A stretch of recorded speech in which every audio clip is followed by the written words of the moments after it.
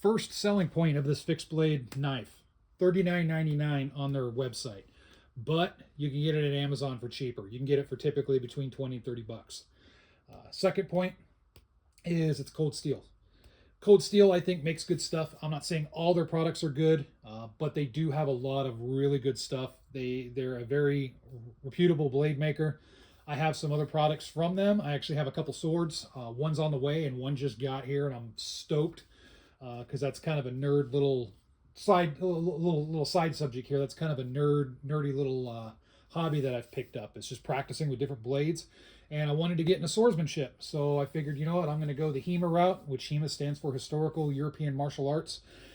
I'm 100% Scandinavian, European, all that good stuff. So I figured, you know what, let's go to my roots a little bit. Let's learn how to fight with long swords. Why not? Because it's fun. So anyway, I have a couple cold steel swords that I'll talk about here in the future, but let's focus on this thing. So this cold steel GI Tanto, very inexpensive, and I think it's one of the better values out there if you're looking for kind of like a survival blade. Um, there's different classes of blades out there. There's fighters, there's choppers, there's all kinds of stuff out there as far as specific tasks for a blade. I think this is one of those blades that it doesn't really excel in any one area, but it's kind of a jack of all trades. You can use it in any area. So I pretty much, in my head, I look at it and go, it's an overall survival blade. Sure, I can fight with it in the woods. I can fight against two-legged and four-legged threats if I needed to. You could lash this to a long shaft, make it kind of a spear. You can do standard campfire survival tasks. You can baton a little bit with it. I wouldn't go super crazy with it, but yeah, you could baton with it for smaller wood and stuff like that. We'd have no problems batoning with, I don't think. You can gut out animals, all that good stuff. So the GI Tanto, it's in its sheath here. We'll talk about the sheath first. It's called their SecureX sheath.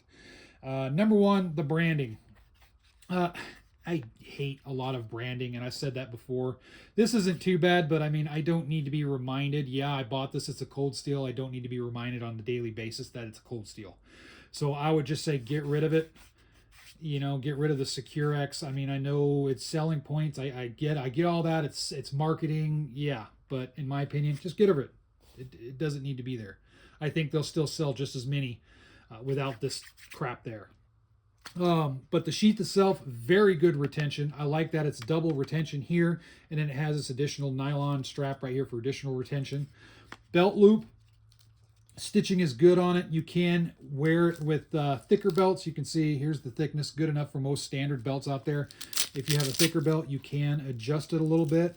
It does have hook and loop closure, but just know that you're going to mess with the retention a little bit. It's not going to stay on the belt that well. So this, in my opinion, you want to make sure you have the correct belt for it, so that way you don't have to mess with the adjustment on it. Or maybe just get something else. You can always unscrew this, take this off, and you can go with some other. You can lash this to molly. You can do whatever you want, some other type of retention options out there, whatever you want to do. The nylon loop, standard nylon loop, nothing to talk about there, but again, decent stitching. The retention, very well done. It's not going to go anywhere. It takes a little bit of thumb pressure, and then it'll come right out. So the sheath is a win, except for the branding. That's just me. But here's the knife itself. Cold steel, yep, made in China. If you're talking about inexpensive stuff, yeah, most of the stuff's going to be China made, which kind of sucks, but it is what it is. So the weight, 12 ounces. It's a 4mm thickness blade. It's a 7-inch blade length with a 5-inch handle, so 12 inches overall. And the handle, the scales, they're describing it on the sides as polypropylene scales. Just know they're just polymer. They're pretty non-slip. I think the only thing that could be better, but it would probably drive the price up just a little bit, would be maybe some textured G10 grips would be amazing with this, I think. But in any case, this is good enough, in my opinion. It does have a lanyard loop right there, so that way you can throw, if you want to throw a lanyard on or whatnot. And it's a one-piece construction. All this is one piece of cut steel, and then they threw a couple scales on it, sharpened it up, made some angle cuts on it, and boom, there you go. You've got your blade. I like the simplicity of the construction. The fasteners seem to be pretty good to go, but just check them over time, especially if you're using this for a lot of hard rigorous use.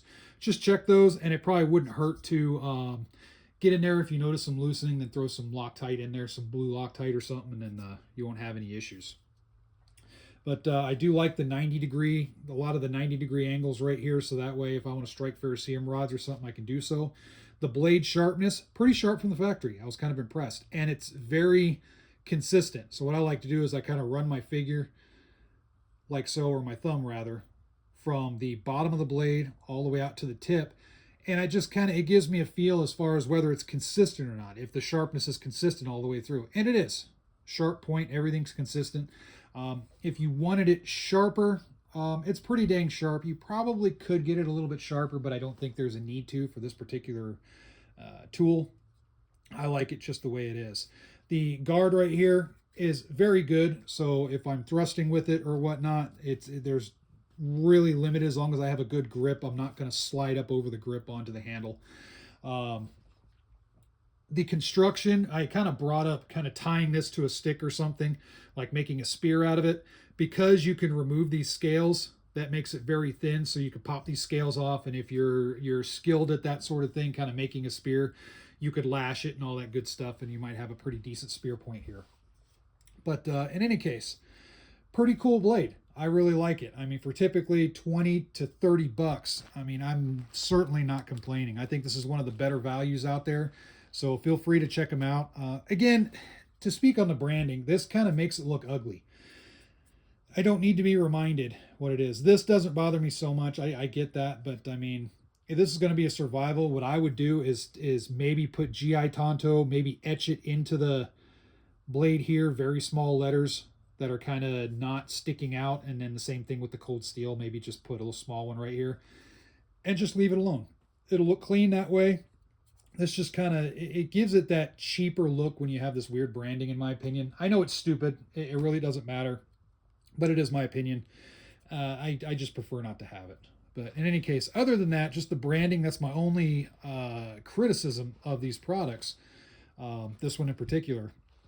So check it out. I really dig it. I think the GI Tanto is one of those best kept secrets, as far as, it's not really a secret, but a lot of people don't think about it. I should say, when it comes to basic survival blades. And as I get camping here, the weather's getting nice, and hopefully the tick population in my area is starting to dwindle just a little bit. So that way it won't be so annoying to go out camping. But I want to go out, and I'll take this with and maybe try and do some stuff. That's my goal this year anyway, is spend some more time outdoors and have some fun. Anyway, feel free to add in your thoughts on this particular blade. And as always, thanks for watching.